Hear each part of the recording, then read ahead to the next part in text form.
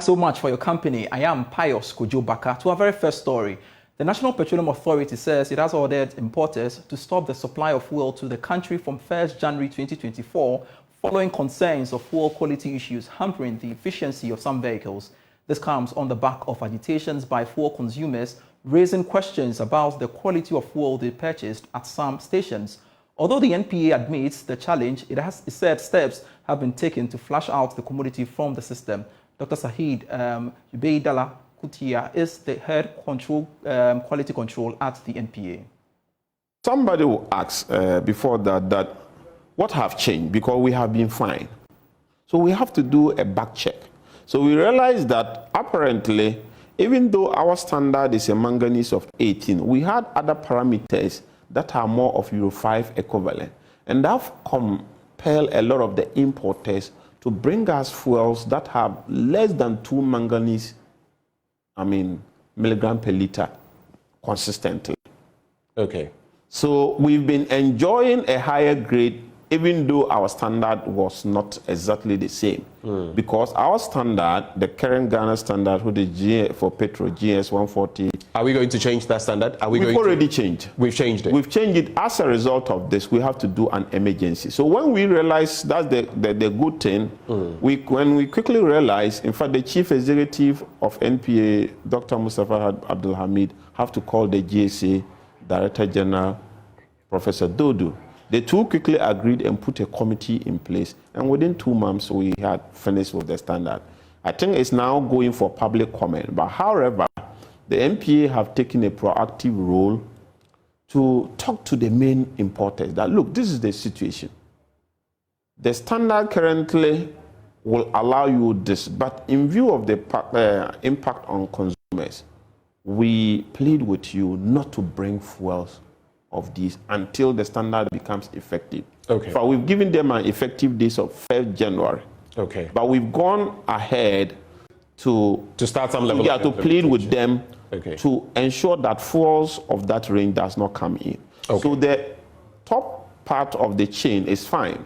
Okay. All the depots currently have fuel of normal quality that will give you the problem. Okay. The unfortunate thing is that just like if you have a flood situation, when the rain even stops, but you have some storm water that's still in the system. Right. But we anticipate, in fact, already when we do our statistics, the complaints have come down.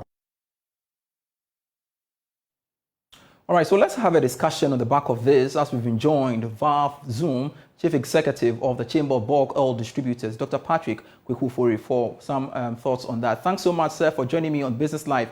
First off, though, can we establish here that some of your members brought in products that did not meet international standards?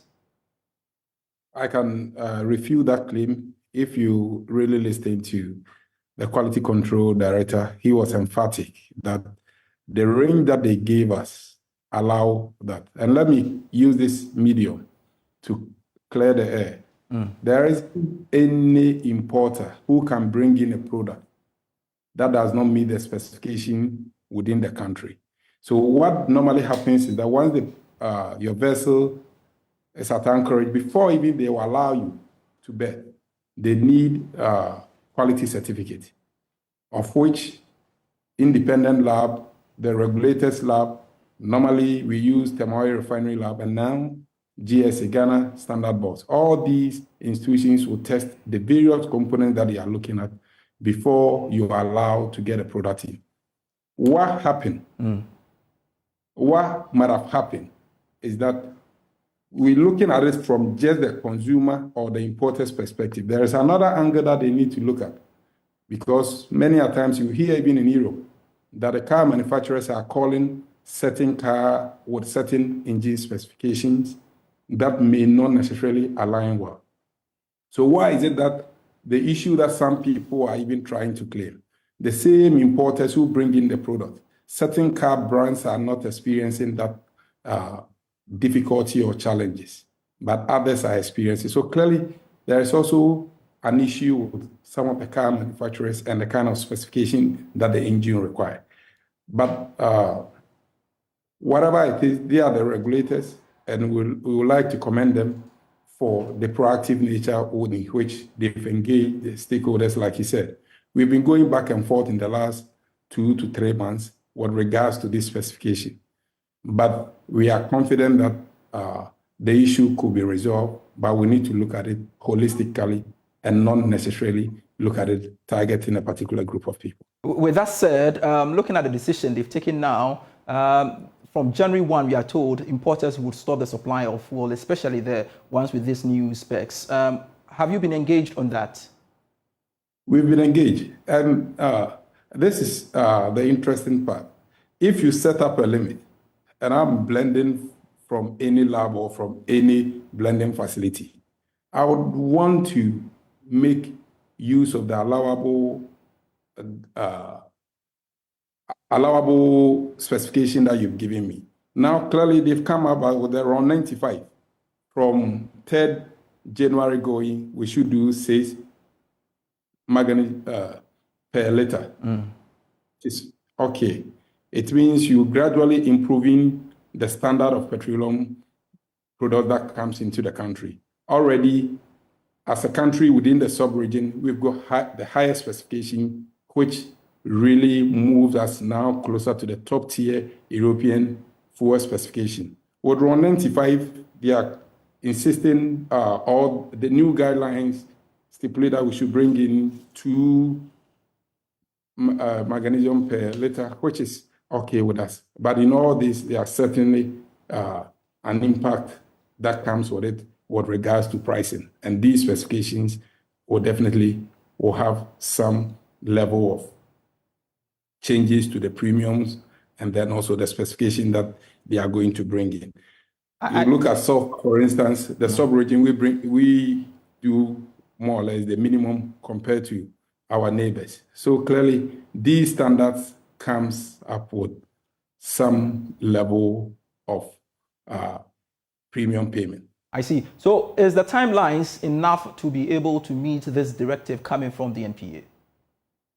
It's tight, but because the engagement have been going on for some time now, and we anticipated some of these things behind it. So if maybe I'm placing in a cargo for the first week in January, we quickly have involved most of these IOTCs that we dealt with. And I think we must commend the regulator for this, because when the engagement started, all the meetings that we participated in, it was not just the BIDEX who participated in some of the IOTCs who were in town, their rep also participated. So we all somehow anticipated this, that these changes are going to come. But what we want to do as a country is to avoid a situation whereby in future, we don't just let few instances of these come up and then we quickly run to change the specification.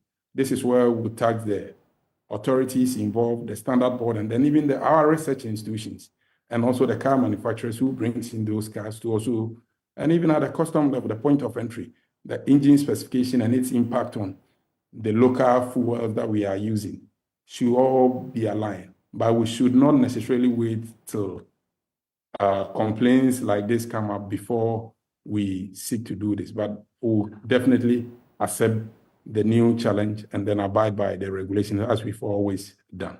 All right. So, Dr. Patrick Ofori, is that to say that, yes, there will be implications on the cost of product at the pumps, but you are positioning yourself against that? And I just want to know whether indeed there would be implications of that on your products, especially at the pumps. We still engage in, and depending on who you are picking from and the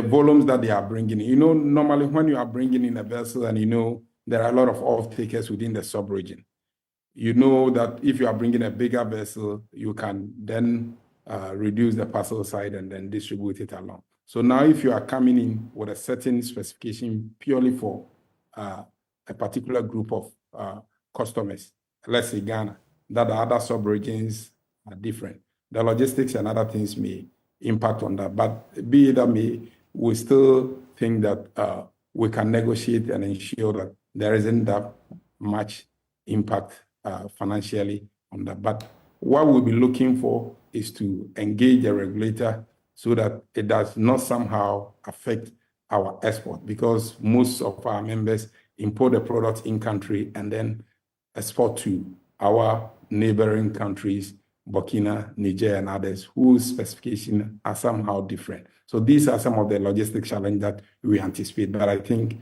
our members have done this for years, and they demonstrate strength in all, despite the challenges that have bedeviled the industry in the last 14 or 16 months. We still think that we've got what it takes to be able to supply the specification that the regulator required of us. Very well. Thank you very much, Dr. Patrick Wekufori, for your time here on Business Live. We are indeed grateful. You're still watching Business Live. We've got more stories for you after this break. Hello, welcome back to Business Live. Economist Kwame Pinin has warned that Ghana's economy will continue to struggle if governments fail to add value to the country's natural resources.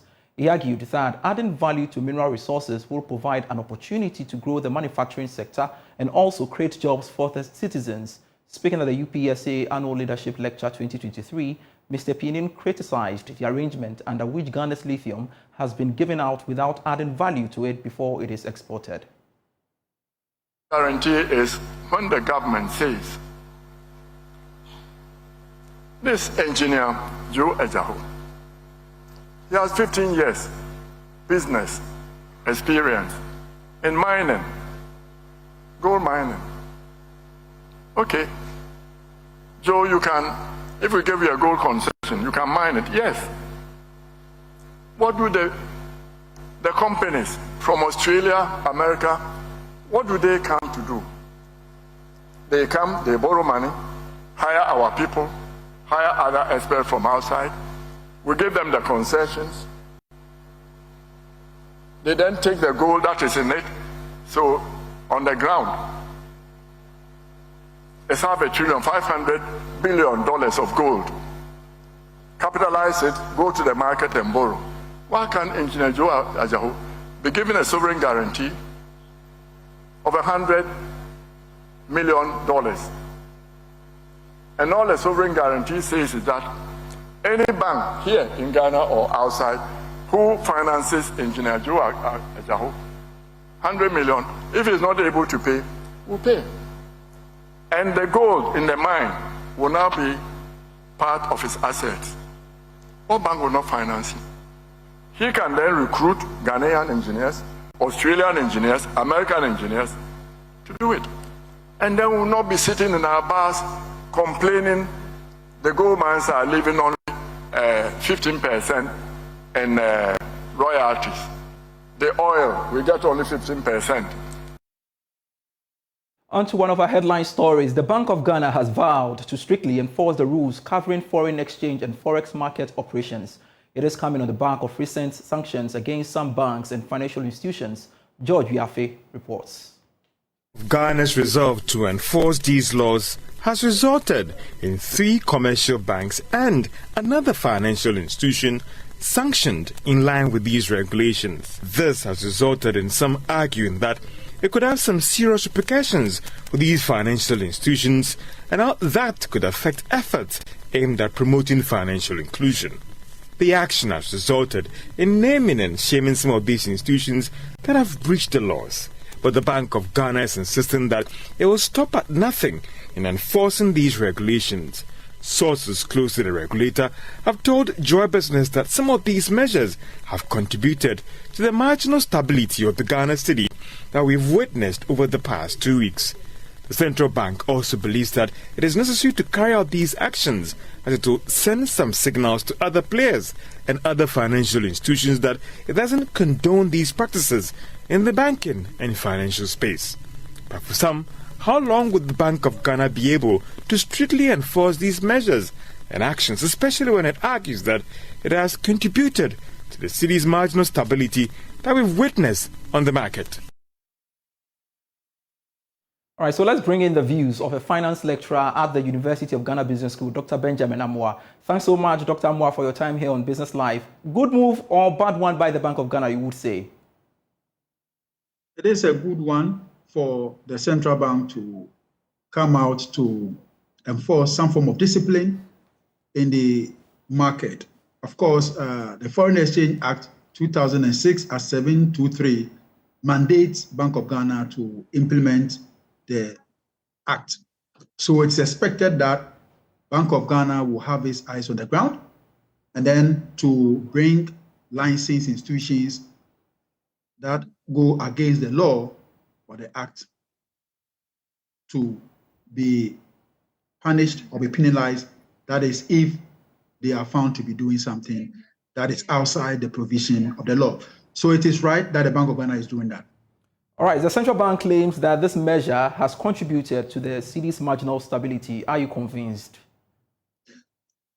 That is a bit difficult to accept because if you have observed the dollar international, realize that this year in particular, at the beginning of the year, the US dollar has had some challenge. In other words, it has weakened at the beginning of the year. Then it became strong somewhere around the summertime. The month of November, the dollar has been relatively weak on the international market.